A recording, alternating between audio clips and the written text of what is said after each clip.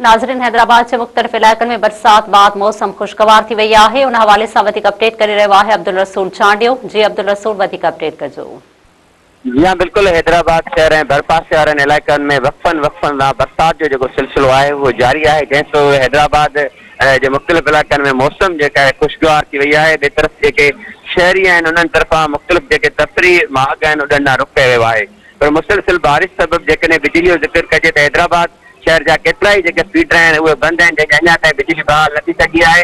Hesco तर्जुमान मूजिबि बिजली बहाली वारो जेको कमु आहे उहो जारी आहे। जिन ते हिन वक़्तु हैदराबाद में वफ़न बरसात सबबि ख़ासि करे जेके हेठाई वारा इलाइक़ा आहिनि, सहरिश नगर आहे, उन खां अलावा हाली रोड आहे, रेलवे कॉलोनी आहे, मुख़्तलिफ़ जेके हेठाई वारा इलाइक़ा आहिनि हुते बरसाती पाणी बीहजी वियो आहे। ॿिए तरफ़ डिप्टी कमिश्नर हैदराबाद तरफ़ां शहर जे जेके मुख़्तलिफ़ पंपिंग स्टेशनूं आहिनि उन्हनि जो बि दौरो कयो वियो आहे, जॾहिं त बाक़ा मुलाज़िमनि तौरु एसडीए मुलाज़िमनि खे हाई अलर्ट रखियो वियो आहे, मोकलूं बि रखी वियूं आहिनि त जीअं बरसाती पाणी जी निकासी आपके यकीनी बनाए सघिजे। जी अब्दुल रसूल, अवां जी महिरबानी।